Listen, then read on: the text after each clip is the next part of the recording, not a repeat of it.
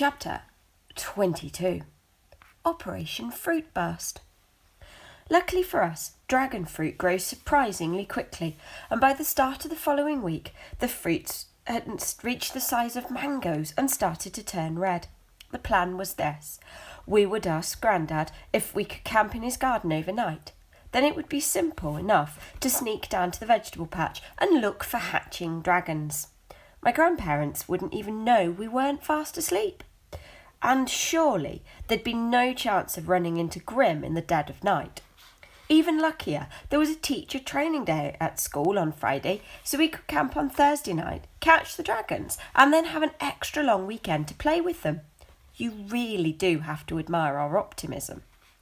So, Kat and Kai, as our team organisers, Operation Fruit Burst got into full swing. Planning is what the twins do best, and by Wednesday morning we had provisions, plans, equipment lists, and an hour-by-hour timetable of the whole event. It wasn't the worst plan ever. It might even have worked. In the afternoon, as Flicker settled down in the toy box, scratching my latest comic into comfortable-sized pieces for his bed, I looked at the list supplied by Captains Kat and Kai. I scanned to see what I was expected to bring. It seemed pretty thorough, for just one night.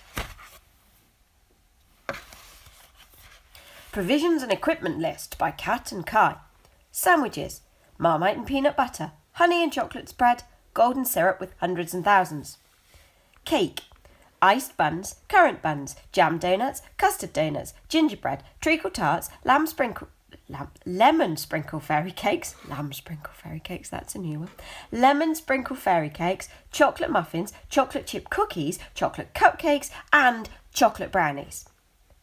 Chocolate, emergency chocolate, extra emergency chocolate, tent, sleeping bags, sleeping mats, torches, night vision goggles, walkie-talkies, compass, water bottles, water, mallet, bandages, smelly stuff for repelling bugs, string, woolly hats, nets, face paint, useful books, camping in the wild outdoors, the ultimate survival handbook, how to survive a bear attack, 101 deadly plants.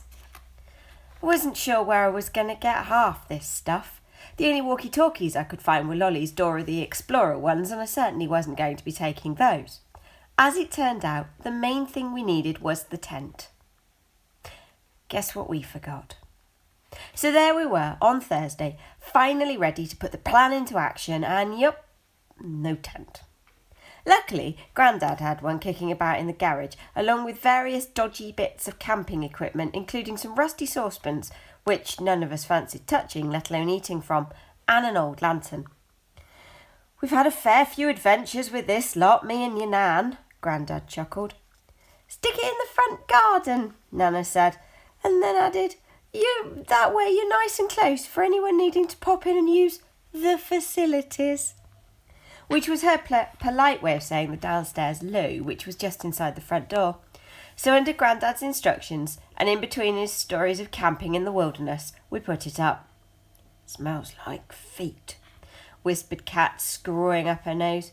"It's a bit small," muttered Kai. "And droopy," mouthed Ted. "Good sturdy tent, that," said Grandad, resting his hand on one of the tent poles, then quickly taking it away again as the whole thing sagged precariously. "Good job we weren't planning on sleeping much," muttered Ted.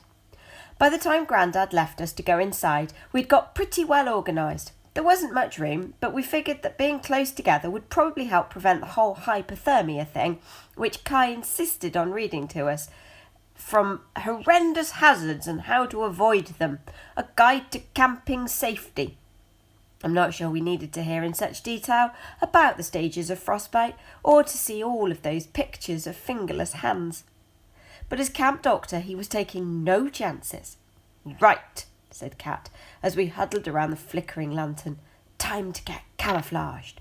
Operation Fruit Burst is go."